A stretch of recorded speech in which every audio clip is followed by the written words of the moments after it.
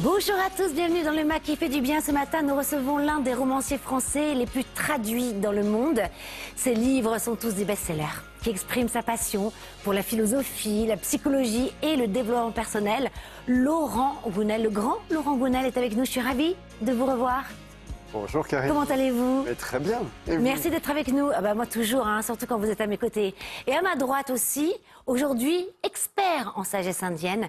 Il nous fait le plaisir de venir nous donner le coup de boost du week-end. Vin formera le tandem de ce dimanche avec notre indétrônable François. Comment allez-vous tous les deux? Moi super. Et toi François? Très très bien. On se tutoie direct. Bah oui. Vous savez de quoi je vais vous parler moi Non. justement? Bon, vous n'en avez pas besoin, personne autour de cette table, mais de la fontaine de Jouvence. On va la chercher et on va la trouver ensemble, vous allez voir. Waouh, c'est pour ça que vous êtes si beau. Vous connaissez l'adresse? Ah ben déjà. Et vous, Vin? Moi je vais super. Merci beaucoup. Non, mais surtout, alors ça oui, comment vous allez, ça c'est hyper important. Mais qu'est-ce que vous nous proposez aujourd'hui? Eh bien une autre fontaine de jouvence qui est le yoga authentique. Et aujourd'hui mon point sur le yoga particulièrement, il va être sur quelle est la meilleure posture pour dormir. Ah, ça c'est intéressant. Il y a une Ça, posture bon, pour chacun, il faudra la trouver. Et Le ça, poirier. c'est par les experts du yoga. Ça vient de manière ancestrale du yoga. Super. Je vous poserai la question de savoir comment vous dormez. Mais avant cela, je vais quand même présenter, parce que c'est l'événement pour moi de l'année. C'est votre tout nouveau roman initiatique spirituel. Un monde presque parfait, voilà, aux éditions Mazarine. Vous nous projetez dans un potentiel futur, on pourrait dire ça? Oui, tout Pour très moi, proche. Ouais, on y est presque. Ouais. D'accord, vous nous faites le pitch? Ok, donc ça se passe dans un futur proche, on va dire, ça pourrait être notre monde dans 5 ou 10 ans, donc une société très développée, hyper connectée, qui apporte un grand confort de vie, on peut dire, la vie est assez facile, très automatisée, et puis néanmoins il y a une partie de la population qui a décidé de faire sécession, qui se sont dit, oh c'est très bien tout ça, mais nous on veut se réapproprier notre vie, retrouver le contact avec la nature, avec notre nature, et donc ils ont fait sécession, ils sont partis vivre sur une île anciennement déserte. Voilà, et donc c'est un peu chacun dans son camp, et il se trouve qu'il va y avoir des interactions entre différents personnages. Là, je vais peut-être pas rentrer dans tous les détails. Mais oui, mais de toute façon, on va y rentrer parce que finalement, comme je le disais, c'est aussi un roman spirituel, philosophique, initiatique. Et alors, ce qui est très intéressant, c'est que ce monde dont vous nous parlez, hyper connecté, hyper développé, on y est véritablement, on est complètement aidé, soutenu par les applications, l'intelligence artificielle, les GPS. Ça vous inquiète ou pas? Ah non, ça m'inquiète pas. Par contre, je suis assez conscient, je prends un peu de recul, j'aime bien prendre un peu de recul sur moi, sur nous, sur notre société. Et je me rends compte qu'en fait, depuis quelques années, on a tendance tous à abandonner un peu notre pouvoir de décision. Alors déjà au profit des applis, parce que maintenant on décide plus forcément de notre itinéraire, c'est une appli ou un GPS qui va nous emmener quelque part, qui va choisir pour nous. On ne décide pas forcément du resto dans lequel on va aller, parce que ça va être une appli américaine qui va nous la conseiller. Et même les applications amoureuses, finalement, en fait, on nous donne comme ça plein de L'algorithme visages. qui choisit à votre place. C'est l'algorithme qui tend à vrai. choisir, voilà. Et puis en parallèle de ça, donc de cet abandon tout à fait personnel et volontaire, la société tend à décider de plus en plus pour nous. C'est-à-dire, il y a de plus en plus de normes où on va décider de notre geste professionnel d'une façon générale. Il y a des normes. J'entendais récemment sur vos ondes, il y a quelques semaines, que même un agriculteur ne peut pas décider du moment où il va faire ses semis, par exemple. Il ne peut même pas décider de la hauteur de son tas de fumée. Je crois qu'il y a une norme à 2,50 m, donc tout est normé, quoi. Alors souvent avec une bonne intention, d'ailleurs, qui est de prendre la bonne décision à notre place, quoi. Mais ce faisant, donc, tous ces phénomènes font qu'on tend à perdre un peu notre pouvoir de décision. Et pour moi, Karine, c'est pas anodin. C'est-à-dire que je suis intimement convaincu que décider, c'est un acte qui est au cœur de notre humanité, de ce qui fait de nous des humains. Et donc, il ne faut pas abandonner comme ça à la légère notre pouvoir de décision. Alors, vous parlez des prises de décision. Alors, c'est deux mondes, comme vous le disiez, finalement, qui s'opposent. Donc, il y a les exilés et les réguliers. Les réguliers, ça sera un peu le monde dans lequel on est en train d'aller aujourd'hui, hyper développé, hyper connecté. Et de l'autre côté, en fait, bien sûr, représenté par Ève, qu'on retrouve sur cette magnifique couverture. Ève, voilà. Magnifique. Onirique même. Je connais celui qui a fait la couverture de ce livre. C'est Olivier Bontemps et je l'embrasse parce que je la trouve vraiment sublime. Bien de la chance. Alors, et donc Ève qui a une philosophie de vie peut-être plus spirituelle, plus hyper connectée, mais à la nature, au monde du vivant. Et elle a une façon de prendre ses décisions qui n'a rien à voir avec finalement les réguliers. Oui, c'est-à-dire, d'abord, elle prend ses décisions. Parce que quand je vous disais, c'est pas anodin tout à l'heure de ne pas décider. En fait, pour moi, décider, c'est d'abord exercer sa liberté. C'est un acte que l'on pose et qui va avoir des conséquences. C'est peut-être aussi parfois qui nous fait peur. C'est-à-dire on a envie de prendre la bonne décision et on a peur de se tromper. Ce qui aussi invite à revisiter notre relation à l'échec. Je pense qu'il y a une dimension culturelle, mais en France, on n'aime pas du tout l'échec. Alors, c'est vrai que c'est pas agréable, hein. Personne n'aime prendre une mauvaise décision, se tromper, échouer. Et en même temps, et là, vraiment, je parle d'expérience, l'échec est paradoxalement une sorte de cadeau dans la vie, on pourrait dire. Pourquoi est-ce que l'échec aide à se connaître? C'est souvent en se trompant, en fait, qu'on apprend, on a un retour sur soi. Et ça permet de se réinventer. Alors, je pense notamment aux échecs professionnels, mais pas que professionnels, même amoureux. Enfin, à un moment donné, être confronté à quelque chose de délicat comme ça nous donne une opportunité de nous réinventer. Donc ça, c'est assez important. Et puis aussi, prendre des décisions. Quand je prends des décisions, finalement, j'exprime qui je suis. Donc mes décisions me permettent d'évoluer, me permettent d'apprendre. Donc oui, pour toutes ces raisons, je pense que c'est assez intéressant de se réapproprier son pouvoir de décision. Vous avez, François, déjà vécu un échec qui était plutôt favorable, même lumineux? Jamais, Karine, jamais. Mais c'est bien sûr tout le temps. Alors déjà, professionnellement, oui, parce que quand on est producteur de documentaires, on imagine 10 films et il n'y en a que 1 ou 0,5 Oui, parce que vous êtes producteur, c'est vrai. qui sortent, évidemment. Dans ma vie personnelle, oui, je pensais... Vous avez une anecdote? Mais je peux vous la raconter si Oui. vous voulez connaître un peu ma vie. Oui. Je pensais un jour c'était il y a une dizaine d'années, trouver l'appartement de mes rêves. Donc j'achète vraiment cet appartement qui était très beau. Il y avait des cheminées prussiennes dedans, etc. Je pose mes cartons et je ne sais pas pourquoi, mais par chance, je ne les déplie pas. Et au bout d'une semaine, je me rends compte que cet appartement, mais c'est un échec. Il y a du bruit en haut parce que les voisins faisaient la java toute la journée. En bas, c'était une vieille dame qui était sourde et donc qui mettait la télé à fond toute la journée. Ah, et c'est ça drôle. a été... Ah non, mais j'avais claqué toutes mes économies dans cet appartement et ça a été vraiment un échec. J'ai mis assez longtemps à m'en remettre. Tant et si bien qu'au bout de 6 mois, je l'ai remis en vente, l'appartement. Et j'ai mis du temps à acheter j'ai loué, entre-temps, et j'ai mis du temps à me reprojeter dans un nouveau bien. Mais ça m'a beaucoup aidé parce que j'ai su ce qui m'allait, ce qui m'allait pas, et j'ai su quoi sentir pour ensuite mieux choisir. C'est intéressant ce que vous dites, parce que finalement, et j'en parlais tout à l'heure de Ève, elle a une façon de prendre ses décisions intuitivement. Oui, parce que quand François nous dit par chance je n'ai pas ouvert mes cartons, à mon avis c'est pas de la chance, c'est pas du hasard, c'est de l'intuition. Vous avez dû sentir qu'en fait il fallait pas les déballer ces cartons. Clocher, ouais. Et Ève, en effet, dans le roman, nous apprend à prendre des décisions autrement qu'en réfléchissant, à savoir en écoutant son intuition. Et comment alors, par exemple, vous avez une anecdote, comment faire pour ceux qui nous regardent ce matin, pour prendre une décision intuitive et ne plus être soutenu justement par toutes ces applis? L'intuition, ça se passe dans le corps. Contrairement à ce que beaucoup de gens pensent, les gens pensent que c'est dans la tête. En fait, c'est pas du tout dans la tête. Ça remonte à l'esprit, mais ça naît dans le corps. C'est-à-dire, le corps est un peu comme un miroir de la réalité extérieure. On le sait, hein, ça a été démontré. Donc ça se passe dans le corps. Donc si on veut être à l'écoute de ses intuitions, c'est intéressant d'être à l'écoute de ses ressentis. Et par rapport à une décision à prendre, par exemple, se dire, OK, comment je le sens? Je peux vous raconter une anecdote si vous voulez. On est en septembre 2019. Je suis en train d'écrire un roman qui traite d'intuition d'ailleurs. Et mon éditeur m'appelle, me dit est-ce que ton livre sera prêt pour le publier dans un an? Il voulait le publier en octobre 2020. Donc là, on était en septembre 2019. Je lui ai dit oui, il sera prêt, j'aurais fini dans 6 ou 7 mois. Et j'avais à peine formulé cette réponse que je ressens quelque chose de super lourd en moi, mais vraiment de désagréable. Et il était encore au bout des fils. Et je lui ai dit écoute, le livre sera prêt, mais je le sens pas. On va pas le publier à ce moment-là. Il me dit, écoute, c'est pas très rationnel, mais je vais pas te forcer, tu veux le publier quand? Donc on décale de quelques mois au printemps 2021. Donc là, on était en septembre 2019. 3 mois plus tard, le Covid apparaît sur Terre. Oui.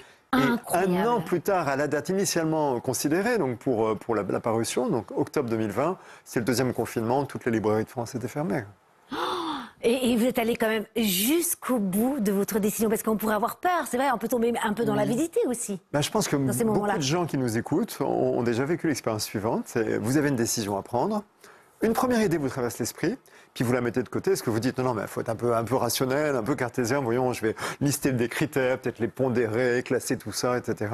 Et puis vous prenez une décision, et puis peut-être qu'au bout d'un moment, cette décision ne s'avère pas la bonne, et là vous vous dites ah, c'est dommage que je n'ai pas retenu ma première idée parce que c'était la bonne. Et je pense que nombreux sont ceux qui nous écoutent qui ont vécu ça. Et en fait, c'est juste que la première idée qui a traversé leur esprit, c'était de l'intuition. L'idée, et puis c'est vrai que souvent, moi je sais que je ressens ça aussi, c'est par le corps. Quand je sens que c'est une lourdeur, on n'a même pas besoin d'autre chose que d'écouter son corps finalement. Et nous dit beaucoup. Exactement. Et avec un peu d'habitude, c'est pas compliqué finalement. Et on prend des décisions beaucoup plus simples, on ne se prend pas la tête, hein, vulgairement parlant, mais en plus, ce sont les meilleures décisions. Dans la médecine indienne, justement, en Ayurveda, l'intuition, comment ça se passe? Eh ben, vous disiez, de quelle manière peut-on développer l'intuition? Ouvrir son troisième œil. Comment on l'ouvre? La méditation. Ce qu'on appelle le troisième œil, c'est justement l'œil qui va permettre de percevoir lorsque tous les sens sont au calme. Et si on ne sait pas où c'est, vous avez mis un marquage. J'ai mis un marquage pour aujourd'hui. L'intuition, ça provient justement de lorsque votre corps, votre esprit s'éteint, il y a quelque chose dans votre corps qui s'éveille.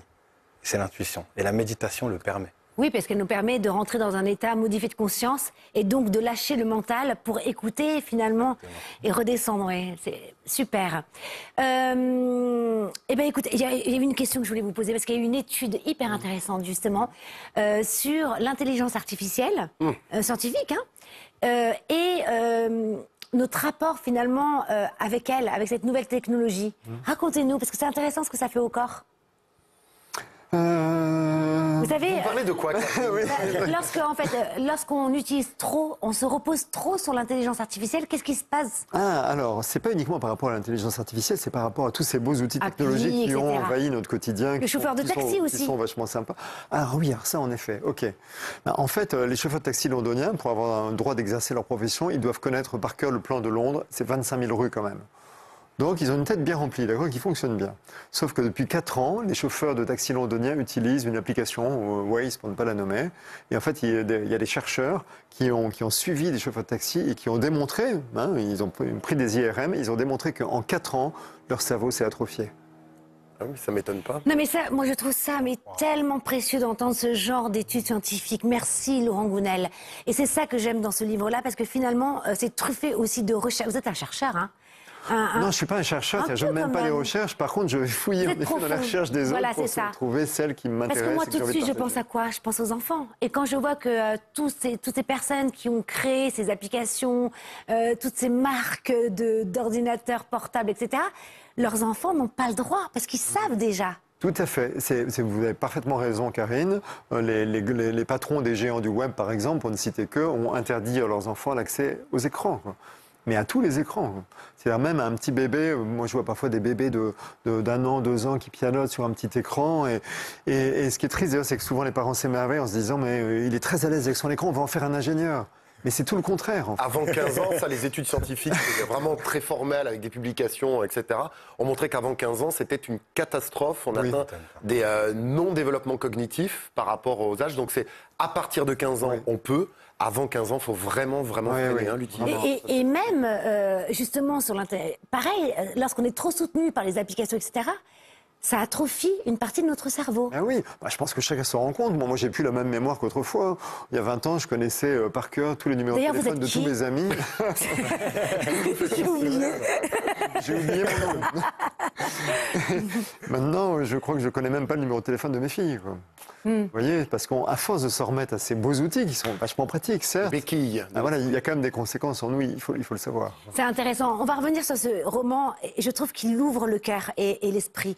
Parce que ça nous permet de ralentir peut-être, tout en acceptant aussi qu'on va vers un monde nouveau et qu'on peut pas, je pense que, et c'est ça où vous êtes quand même assez, vous avez l'intelligence du cœur, c'est-à-dire que vous aimez l'harmonie. Oui, tout à fait. Je suis très attaché à l'harmonie, à laquelle les Grecs anciens étaient attachés également, les Grecs de la Grèce antique, les philosophes. L'harmonie est pour moi essentielle. Et donc, en l'occurrence, pour moi, il ne faut pas opposer la nouvelle technologie, les nouveaux outils et une vie proche de la nature et à l'écoute de soi-même. Ce qui est intéressant, c'est de réconcilier les deux et de trouver un équilibre.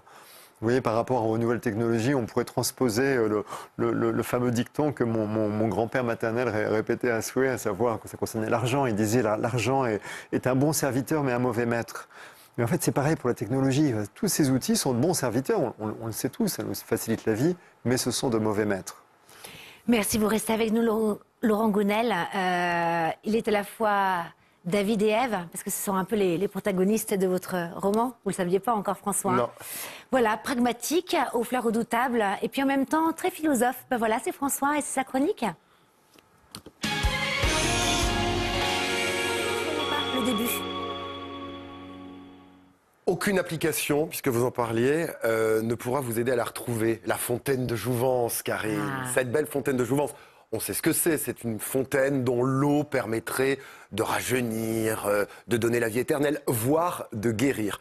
Alors pour la retrouver, eh bien moi je me suis penché non pas dans les applications, mais dans tous les écrits, et il y en a beaucoup. Est-ce que vous auriez peut-être une idée de là où elle se trouve, cette fontaine de Jouvence? En Grèce. En Grèce. À l'intérieur de nous. D'accord. Très bien. Laurent? Moi, j'aurais tendance à dire aussi à l'intérieur de chacun d'entre nous. C'est beau, la chronique est finie. Mais non, c'est pas la Non, réponse. elle existe vraiment en Grèce. Alors, ce qui est très intéressant, c'est qu'il n'existe pas une fontaine de Jouvence, mais plusieurs, parce que peu de personnes le savent, mais en réalité, chaque civilisation a à peu près sa fontaine de Jouvence. Les Celtes, par exemple, ils avaient une fontaine qui permettait de guérir les blessés. Chez les Romains, la déesse Junon se baignait dans cette fontaine de Jouvence pour retrouver sa virginité. C'est pas beau tout ça? Pourquoi vous me regardez comme ça, comme s'il fallait vraiment que je la retrouve? Non, parce que vous êtes la déesse Junon, car vous n'avez pas besoin de la Je fontaine suis de Jouvence. pure, vous savez. Je sais que vous êtes pur. Alors, où remonte cette histoire, cette légende peut-être de fontaine de Jouvence? Alors, si on se replonge au XVIe siècle, on retrouve les traces d'un explorateur qui s'appelle Juan Ponce de León. Alors, lui, il monte une expédition parce qu'il est persuadé que la fontaine de Jouvence se trouve dans l'océan Atlantique. Alors, il prend des navires et vogue le navire. Le navire, il part. Il ne trouve pas la fontaine de Jouvence, mais il trouve, vous savez quoi? La Floride. Ah. Il trouve la Floride, absolument. Et alors là, la légende de la fontaine de Jouvence part et sème dans toutes les civilisations. Alors moi, je me suis plongé dans le document pour savoir où elle se trouvait. J'ai 2 pistes à vous proposer pour nous, les Gaulois. Soit elle se trouverait dans la forêt de Brocéliande, en Oh, Bretagne. Ce serait en lieu et place de la fontaine des Landelles qui existe et qui est assez connue. Ou alors, on y pense très peu, donc pas en Grèce. non, Pas dans la Grèce. la fontaine de Jouvence se trouverait peut-être dans le sanctuaire de Lourdes. Ah oui, cette eau miraculeuse de magnifique. Lourdes. Mais pourquoi j'y ai pas pensé? Et évidemment, on n'y pense pas, mais cette eau qui est soi-disant miraculeuse, eh bien, parmi le sanctuaire et les différentes sources, il y a plusieurs sources, se cacherait la fontaine de Jouvence. Alors, je vous ai prévu une petite surprise, mais avant de dégainer ma surprise, un petit Ah, vous m'avez fait quiz. peur. Vous n'êtes pas Junon, d'accord? Donc, je ne dégainerai que ma surprise, mais avant, un petit quiz. Vous allez devoir identifier 3 fontaines. Comment voulez-vous que je termine? 3 fontaines. Et si vous marquez des points, je pourrai vous offrir un petit cadeau. Vous allez comprendre pourquoi. Alors, première fontaine, elle est assez facile. Fontana di Trevi. Oh, magnifique. bravo. En Italie, à Rome, exactement, la fontaine de Trévi. J'allais vous en parler d'ailleurs en plus de cette fontaine. De Trévi? Après l'émission, peut-être? Oui, si vous voulez. Voilà, puis on ira ensemble. Deuxième fontaine. Pourquoi vous voulez qu'on devine des fontaines, c'est tout? Oui, là, vous avez D'accord, un c'est ça, votre point. jeu? Un point, oui, mais Ok, c'est mignon. Et chez vous aussi, vous D'accord, notez c'est ça les la points. grosse surprise, et je n'avais pas le droit d'être en régie, tout ça, pendant 1 heure. C'est pour faire ce jeu-là? Oh, Ah bon, parce que là, vous me faites faire. laissez-moi terminer ce D'accord. petit jeu. Et vous savez que je perds ma voix avec les allergies, je suis en train de la C'est perdre vrai. avec vous. Oh, je suis désolée. Bon, j'arrête alors, je vais être sage. À Paris. Oui, à Versailles exactement. Le Oui. char d'Apollon. Exactement. Et 3e fontaine, elle est pour vous, cadeau. Ibiza. Non, Singapour. La fontaine Dubaï. de la richesse. Oh. Donc bon, il y a des petits points. On va dire que vous avez plutôt bien répondu à ce quiz. Et je peux maintenant vous offrir mon cadeau.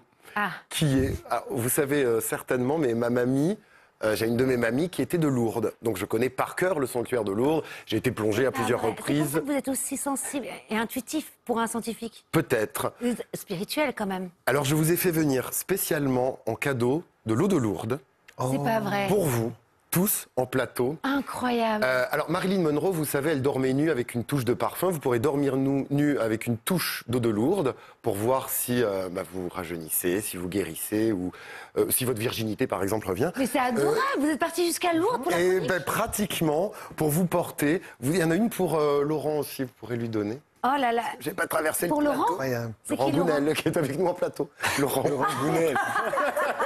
Bon, buvez le flacon, Karine. Et revenez nous voir. D'accord?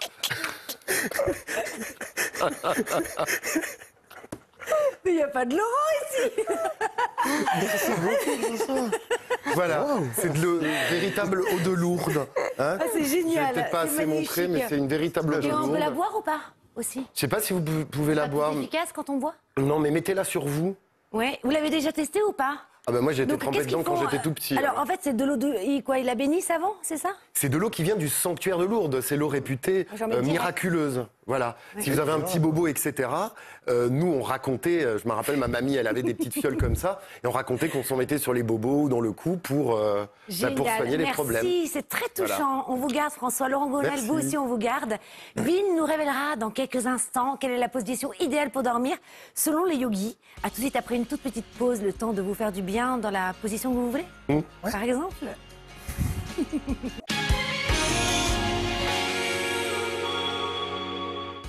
Bonjour à tous, merci à tous ceux qui nous ont rejoints. Ce matin, nous sommes avec un invité exceptionnel. Machine à best-seller, Laurent Gounel nous emmène sur la piste d'un monde presque parfait. C'est le titre de son tout nouveau roman Initiatique. Et qui dit nouveau monde, dit guidance collective. On va tirer les cartes d'un tout nouvel oracle des astres. D'ailleurs, la planète de l'amour va-t-elle passer sur votre signe du zodiaque cet été? Vous saurez tout en toute fin d'émission. Vous êtes content, hein, François, je le sais. Mais avant cela, l'univers nous a apporté un nouvel ovni arrivé en position du lotus sur son tapis de yoga, c'est Vin. Et c'est le boost du week-end.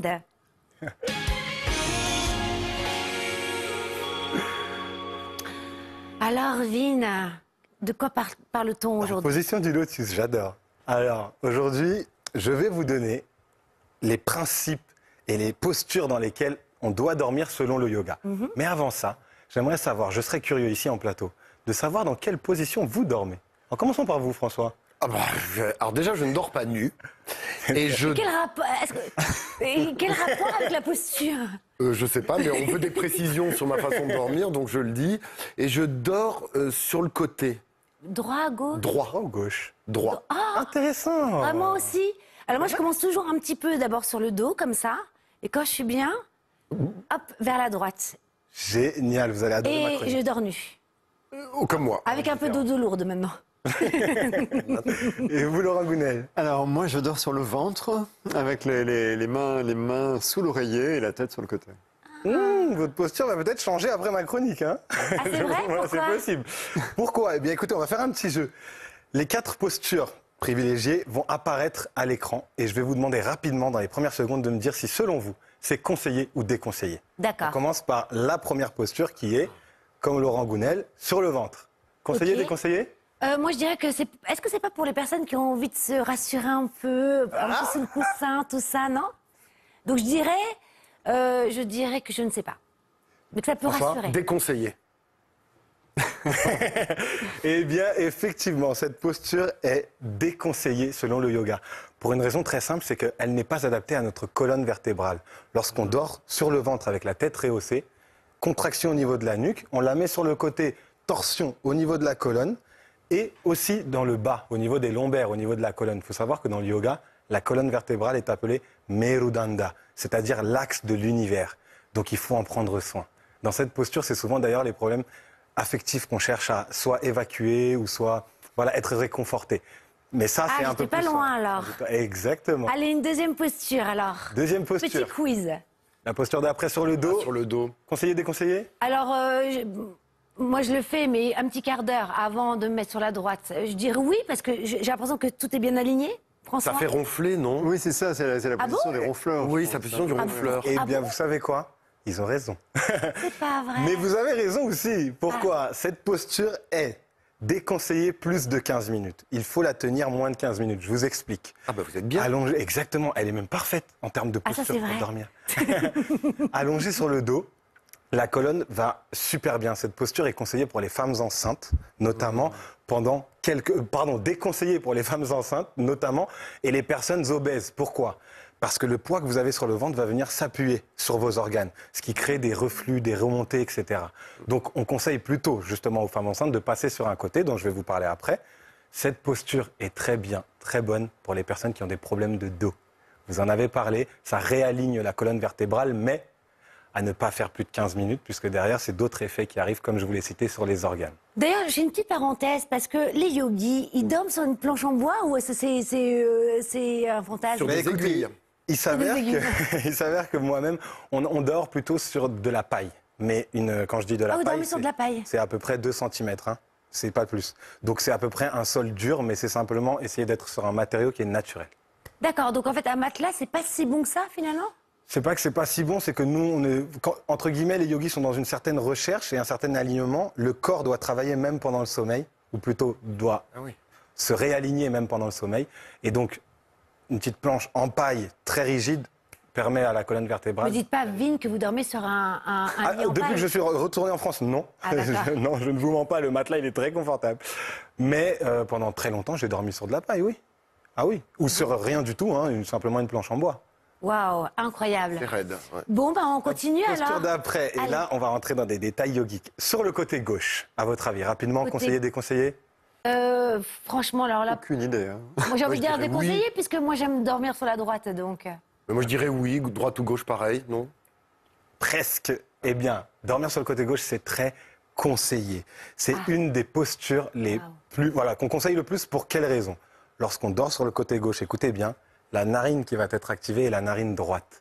Cette narine droite est appelée et reliée au canal masculin, au Nadi Pingala.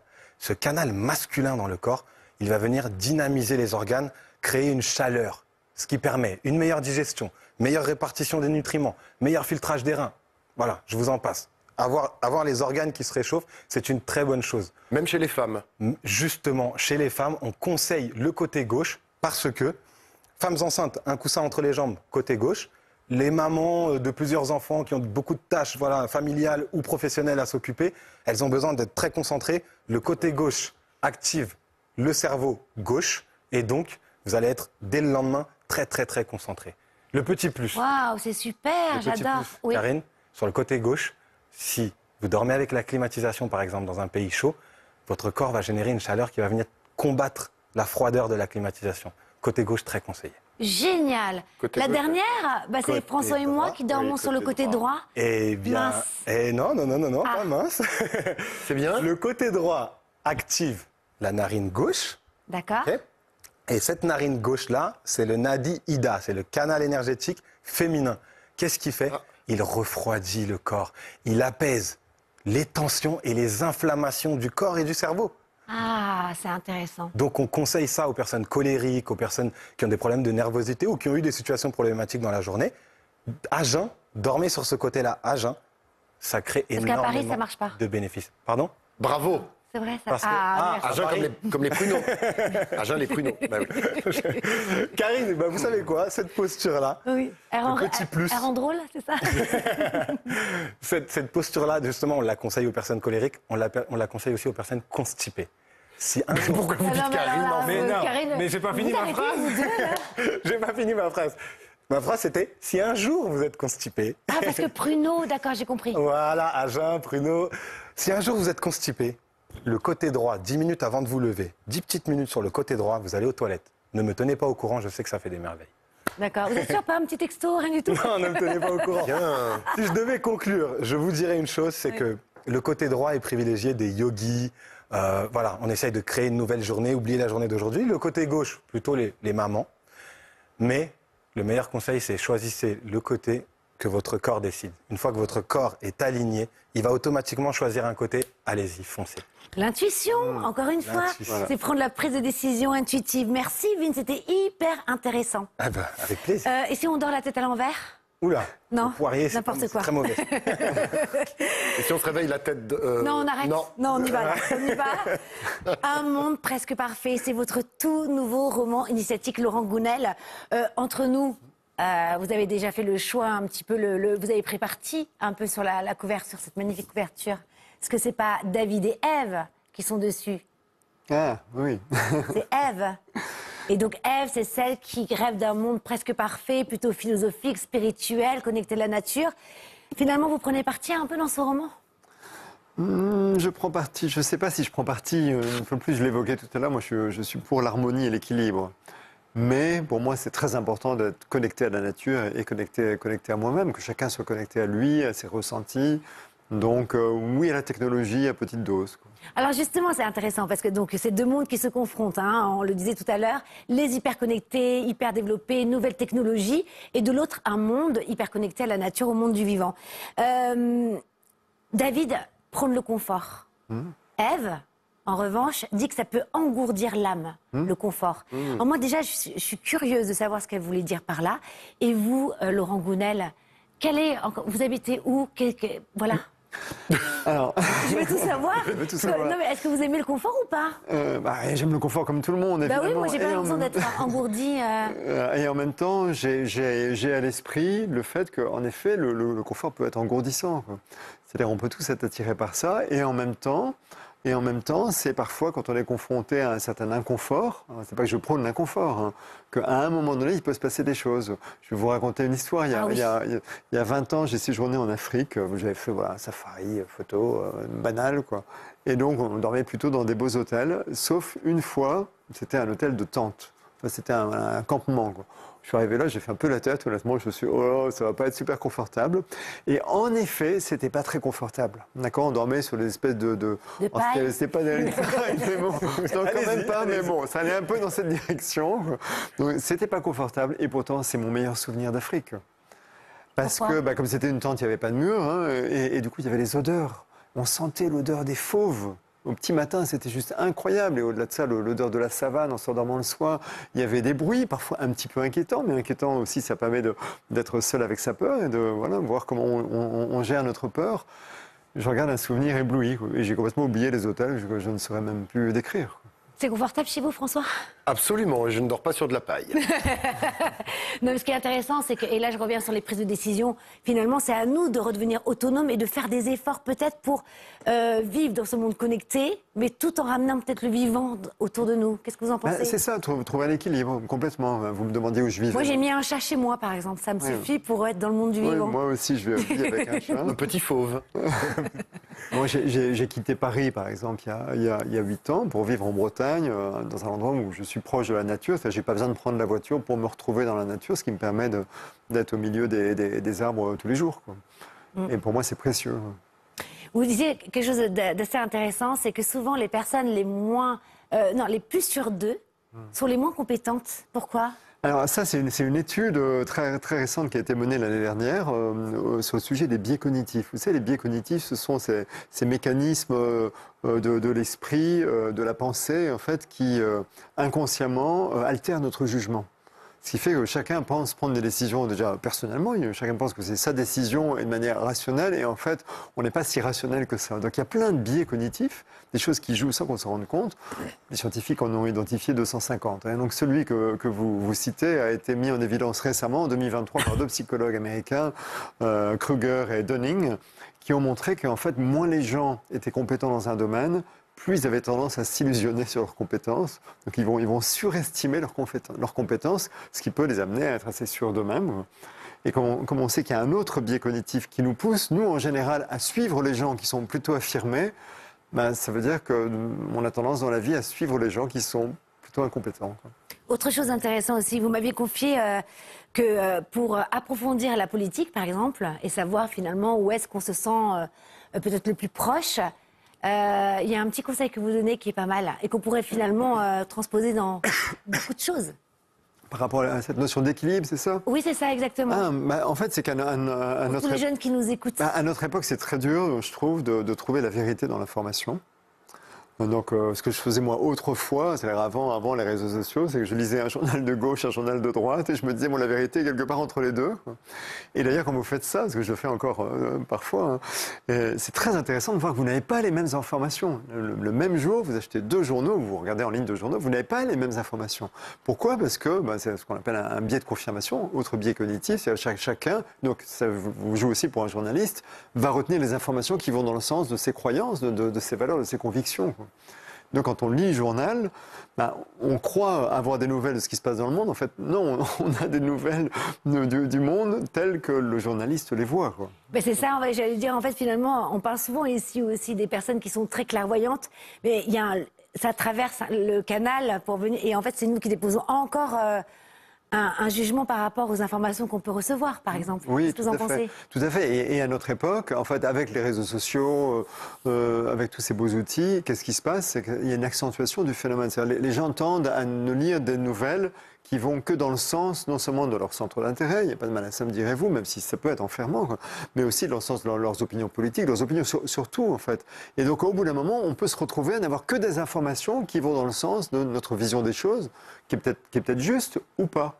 Mais au-delà de la notion d'exactitude, ça enferme, quoi. À un moment donné, ce qui est intéressant dans la vie, c'est de se connecter au monde et donc d'avoir des informations, y compris qui vont à l'encontre de nos convictions, parce que ça peut être aussi intéressant dans la vie de changer de point de vue et d'évoluer, quoi. D'ailleurs, j'ai regardé une émission avec de Click TV, Bouddha Shore, que j'embrasse, qui est aussi sur Canal+, et il recevait Omar Sy.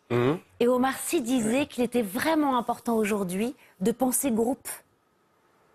Et je trouve ça beau de se dire que, voilà, même si on choisit un parti ou peu importe, quoi, une prise de décision, ça doit peut-être comprendre qu'on est tous reliés du microcosme à macrocosme, et que si on prend une décision finalement individuelle, on peut peut-être oublier et mettre de côté certaines personnes. Vous citez Omar Sy maintenant. Oui, bah, il est super, moi je trouve. Bien sûr. Hein, qu'est-ce que vous en pensez? Eh bien, vous connaissez la définition de yoga? Non? Yoga signifie union.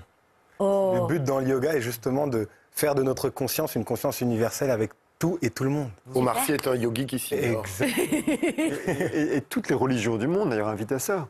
La religion, le mot religion vient du latin religere, qui signifie relier, quoi. Exactement. L'être humain est un être de lien. Vrai. Certains peuvent croire qu'on peut être heureux tout seul dans son coin, voire contre les autres, et donc gérer son intérêt. Et en fait, c'est... Mais c'est ça qui est intéressant, justement, parce que ce roman, là, on a plutôt vu un petit peu le côté spirituel, mais finalement, il est très profond, parce que ça nous permet de nous repositionner intérieurement, ce genre de roman. Et de mieux comprendre, hein, de voir un peu ces deux mondes se confronter, et d'essayer ensemble de se rassembler. Oui, et de choisir sa vie. Et de choisir sa vie, de prendre cette prise de décision. Laurent Gounel, vous restez avec nous, on vous adore, vous le savez très bien. Il est temps de passer à notre coup de cœur qui fait du bien. Ce coup de cœur, il s'appelle Claire Soumia, on l'adore. Et là, vous aimez? C'est l'astrologue de la fin de l'année. Et même une petite guidance collective, on va jouer ensemble. Ah, j'adore. Allez, c'est tout de suite, on la reçoit.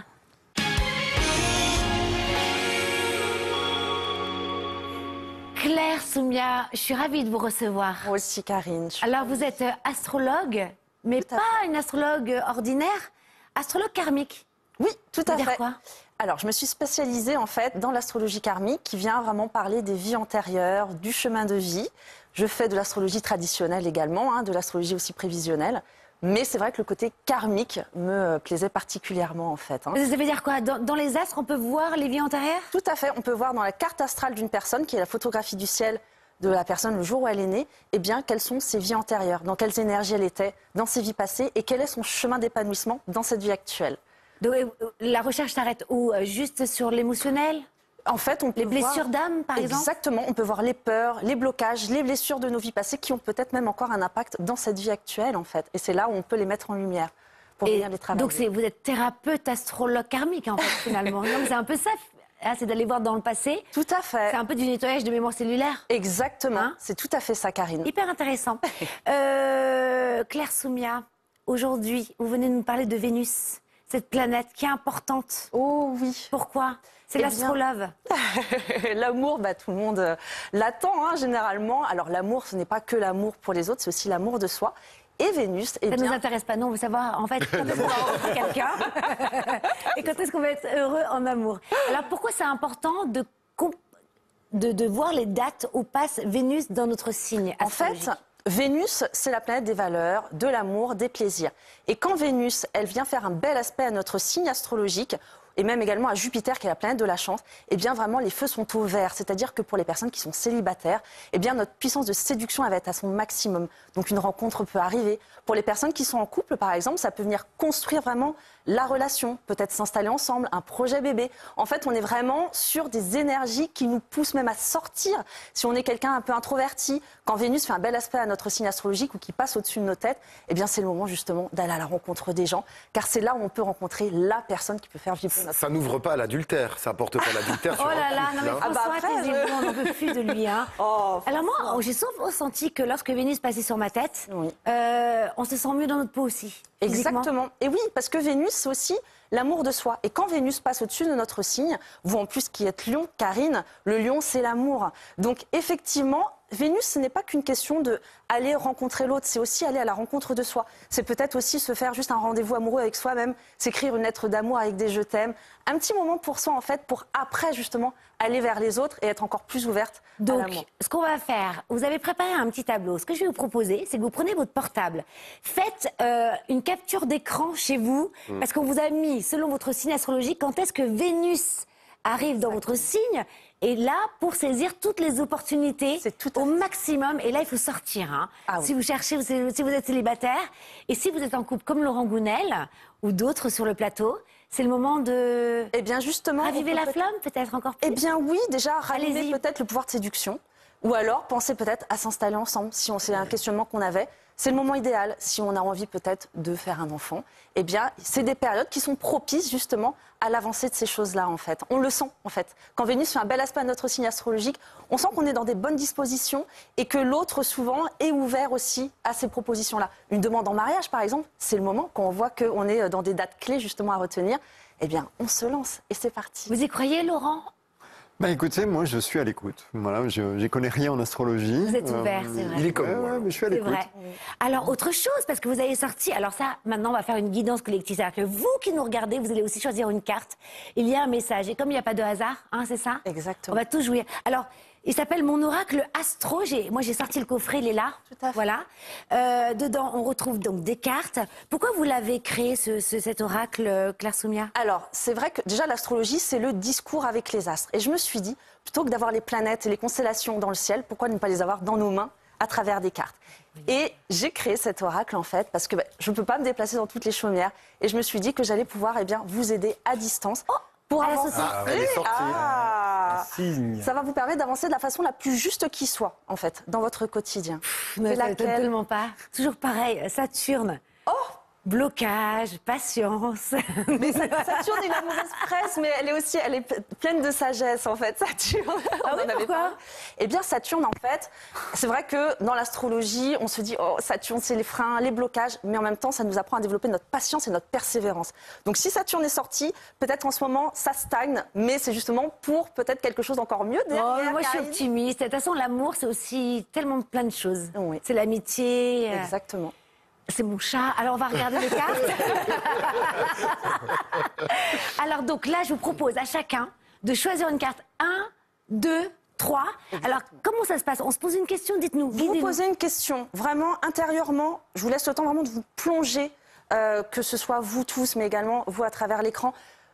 Quelle est la question que vous allez vous poser? Ça peut être un message, une guidance générale aussi. Hein. D'accord. Et une fois que vous avez trouvé, eh bien, vous allez vraiment de façon très intuitive, très instinctive choisir la carte qui vous appelle le plus. Soit la carte 1, la carte 2 ou la carte 3. Allez, Laurent. Ok. La 1, 2, 3. La 2. La 2, Vin. 3. 3, sans hésiter. La 1, sans hésiter. La 3. J'espère que vous avez choisi chez vous. Vous posez une question. Vous avez posé quoi comme question? Ah non, c'est secret. Le secret aussi. Et Laurent? Moi, ma question, c'était quand est-ce que la paix va revenir en Europe et au prochain? Oh là là. c'est Ah une ouais, vous question êtes... pour Ah les- ouais, la paix dans le monde, les quoi. gens. Ah, moi, j'ai été hyper égocentrique. Moi aussi. Moi, c'est une guidance générale. Alors, on y va. On commence par... elles vont toutes se retourner en même temps. Eh ben voilà. Alors, J'ai choisi la Oh, 1. vous êtes encore sur Saturne. Et elle est sautée du paquet. eh bien oui. Non, Bon, mais ben, alors là... Blocage, blocage. Alors là, hein. si c'est pas une synchronicité Ah ben, de j'ai dingue. j'ai dit, c'est pas possible. Mais c'est pas possible. Bah voilà, Saturne a vraiment un vrai message à vous C'est délivrer. Patience, Karine. Alors là, c'est incroyable. Non, mais là, franchement, c'est magique quand même. Ok, C'est troublant, donc c'est allez-y. troublant, Pour hein. tous ceux qui ont choisi, Tous ceux qui ont choisi la carte 1, eh bien, vous voyez les mots blocage, patience, structure. Peut-être qu'en ce moment, vous avez l'impression de stagner dans votre vie, qu'il y a des choses qui bloquent un petit peu. Ça vient juste vous dire, tout vient à point à qui c'est attendre et qu'il y aura peut-être quelque chose de magnifique qui va arriver derrière. Donc ça vient aussi un petit peu nous questionner sur ces blocages. On est aussi, Saturne, hein, c'est la leçon de sagesse karmique. Donc souvent, quand on a Saturne qui sort, c'est probablement que par rapport à votre karma, il y a un nettoyage qui est en train de se faire, qui est réel. ah oui, ça c'est vrai. Voilà. Donc on est dans une période justement de On transformation. balaye des... Parce que, qu'on sache, transformation du karma veut dire finalement balayer ses illusions, Exactement. ses croyances limitantes. Des peurs, Et des c'est comme blocages une qui avaient des emmuée. vies passées. Exactement. Et qui reviennent dans cette vie et qui sont en train de se nettoyer pour passer à autre chose en fait. hein. Magnifique. Voilà. C'est- Il faut bien passer par là. Est-ce que c'est pas le processus inévitable pour devenir heureux? Et si. Vous avez 4 heures. Allez, on passe à la 2. La carte La 2, c'était qui? C'est Laurent C'est moi, Gounel. Laurent. La paix dans le monde. Oh, vous êtes tombé sur les amoureux? Eh oui. C'est une belle carte, la carte 2. En fait, c'est la maison 7. En astrologie, on l'appelle aussi le descendant, la maison 7. C'est la maison de l'autre, du couple, de l'union, mais aussi de l'engagement. Peut-être que actuellement, ça veut pouvoir dire que votre couple, soit vous l'avez un peu délaissé, que c'est le moment de le mettre en lumière pour revenir justement à des moments à deux. C'est peut-être aussi le moment de s'engager. Si vous avez envie aussi de travailler en association, en partenariat, eh bien, c'est peut-être aussi l'instant d'y penser, de faire des collaborations en fait pour votre travail. Et c'est aussi par rapport à la question la paix dans le monde la paix dans le monde. et l'union, comment vous interprétez cette carte? Parce que la maison 7, c'est un peu le miroir de soi. C'est-à-dire qu'à travers les relations qu'on va avoir autour de soi, ça vient mettre en lumière des choses en soi-même. Donc c'est un travail finalement de voir qui on a autour de soi peut nous amener aussi à évoluer, à travailler sur des choses peut-être qu'on occulte ou que justement on a mis beaucoup en avant en fait. Laurent veut que le monde s'embrasse, que tout le monde s'embrasse. Mais oui, mais c'est ça, c'est l'amour, Laurent. C'est Et comme oui, ça, à travers qui vous êtes et qui vous allez, ce que vous allez refléter à l'extérieur, ça va aussi amener cette paix, si vous avez cette paix en vous. Jardinier en fait, de l'amour. Le jardinier. Le jardinier de l'amour. Et en même temps, la maison 7, c'est la maison de l'union et de l'amour. Donc, on est sur de la paix. L'amour, c'est la base. Ouais. Et alors, le 3, génial aussi. Mais franchement, les deux dernières, mais je suis dégoûtée. Ah mais c'est comme ça, hein. On ne change pas le destin. Et oui, Corinne qui est Lyon, vous n'avez pas choisi la carte. Nous, on a choisi la 3, Ah, tous le les deux. 3, Et je suis Lyon aussi. Je suis Vous êtes Lyon aussi, Vine, carrément. incroyable. Et moi aussi. Et le Alors, chemin de mais vie. oui, Laurent et Lyon aussi. Et le chemin de vie de François, je me rappelle, à l'époque, est Lyon. Donc, Non, je suis vierge. oui, mais votre chemin de vie, Oh, c'est Lyon. ça, c'est pas vrai. Écoutez, on a dit qu'on arrêtait avec ce genre. Non, on a dit qu'on arrêtait. Hein, surtout en fin d'émission. Mon chemin de vie est Lyon. Oui, tout à fait. Et oui, dans votre chemin de vie, c'est l'énergie. Alors, pour du tous lion. ceux qui ont choisi le lion par rapport à leurs questions et ceux qui nous regardent, Alors, si vous avez choisi la carte 3, on vous demande en fait de développer votre confiance, votre charisme. Peut-être que vous avez eu certains blocages pour libérer votre lumière. Et là, c'est le moment d'envoyer de la lumière à tout le monde, de faire rayonner les cœurs. Le signe du lion, c'est l'amour, c'est la générosité. Donc, il y a un besoin de partager cette générosité en fait avec les autres. Attention, on vous demande aussi d'être peut-être un petit peu plus individualiste. Oui, effectivement, l'amour, c'est bien, mais c'est aussi l'amour de soi. Penser à soi, c'est également important. Et pour terminer, le lion, c'est un signe de créativité. Donc peut-être que la créativité a besoin d'être réveillée actuellement, justement, de s'y reconnecter, ça va être important. hyper intéressant. Est-ce que ça vous parle? Est-ce que vous avez besoin de plus d'informations par rapport à cette carte ou tout est OK? J'appellerai Claire Soumia. D'accord. Donc positif, bon, les 3 sont positifs, quoi, en fait. C'est de belles cartes. Ouais. Très en Ouais. lien avec l'amour, finalement. Mais vous auriez pu choisir la carte 1. Pourquoi vous avez mis Saturne, en fait? C'est à cause de vous, en fait. C'est vous qui avez choisi la guidance. C'était super. J'ai adoré. Vous avez aimé ou pas? Ah oui, C'est oui, ludique, hein? ah oui, c'est On trop voit jamais ça en télé, non, en France? Les cartes sont belles, hein. Elles sont, Voilà, les cartes tranche. sont sublimes. Vous avez vu même le lion, le roi de la savane, elle est là avec ses 2 lions, je la trouve magnifique. Ah ouais, magnifique, bravo. C'est qui une artiste qui a dessiné? Oui, Wilda Manda. Et ben voilà, on l'embrasse. Et oui, hein. on l'embrasse très fort. Alors, c'est le moment de tirer une petite carte qui fait du bien. Vous connaissez maintenant Laurent Gounel? Un petit On mot. prend le petit pot, Ah oui. on ouvre, Claire, Allez, tiens. et vous prenez au hasard une carte. Oh. Oh. Allez, commencez, Claire. Ah, j'adore. Envoyé par Manon de Bretagne, moi qui suis Oh, bretonne. incroyable. Incroyable. Le bonheur n'est pas d'avoir ce que l'on désire, mais d'apprécier ce que l'on a. Paul Coelho.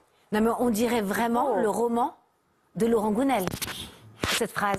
Ben oui, complètement. C'est assez troublant. La phrase que j'ai piochée aussi. Vous aussi? Non, mais il n'y a que des synchronicités ici. Mais oui, c'est mais magique. moi c'est envoyé par Kenza de Nantes, qui nous cite Henry David Thoreau, selon lequel il n'y a qu'un remède à l'amour, aimer davantage. Et Thoreau, en fait, c'est un auteur américain qui a tout plaqué pour partir vivre un an dans la nature ou dans les bois. En fait, il en a écrit un livre. Mais c'est fou, ça. Comment? Ouais, c'est étonnant. Il y en a plein des papiers que vous tombiez dessus, je trouve ça génial. Moi j'adore parce que cette émission est magique. À vous, Vine. Exactement. Envoyé par Tao de Limoges, le seul, le vrai, l'unique voyage, c'est de changer le regard. Magnifique. C'est beau. C'est si vrai. Eh oui. Ah, Pousse François, la vous êtes vidéo content de votre phrase? Oui, Je sens. une phrase de Alain de Vendée, qui est une phrase de Charlie Chaplin. Vous ne verrez jamais l'arc-en-ciel si vous regardez en bas. Oh, Eh oui, j'adore. magnifique, magnifique. Maya Angelou. C'est de Maya Angelou et c'est envoyé par Floriane de Poitiers. La vie ne se mesure pas au nombre de respirations que vous prenez, mais au moment qui vous coupe le souffle. C'est magnifique, non? Oui, C'est joli, très hein. bien. Ah, mais moi j'ai Saturne, donc pour l'instant, Oui, j'ai vous pas avez le- Saturne. Commencez à respirer, là. Laurent Gounel, un monde presque parfait, avec cette jolie couverture bleue. Vous savez, je vais vous faire une confidence, je l'ai commandée pour avoir l'affiche chez moi, tellement je la trouve belle. Je trouve qu'on peut la mettre dans un salon. C'est vrai ou pas? C'est vrai. Ah oui, il y a vous aussi, mon oracle astro, Claire Soumia. Mon oracle astro, voilà, pour tout savoir. Hein, pour nous guider, finalement. C'est l'extension de notre intuition par un oracle. C'est du développement personnel, finalement. Exactement. Pour se détacher de Saturne. Vin, merci d'être venu pour nous booster ce matin. François aussi, à la semaine prochaine. Nous aussi, on se retrouve la semaine prochaine, même jour, même heure. Et surtout, n'oubliez pas de quoi? Faut faire du bien. Faire du bien. Faites-vous du bien. Et oui, de nous faire du bien. Faites-vous du bien, beaucoup, beaucoup de bien. On vous aime très fort. Vraiment. Ah hein. oui, très très. Ah, c'est vrai, c'est Ben chouette. oui. Merci Laurent, Claire, génial Merci. aussi. Merci, Karine. C'était bien les deux ensemble comme ça. Et 3 lions. Ouais, c'est la même place.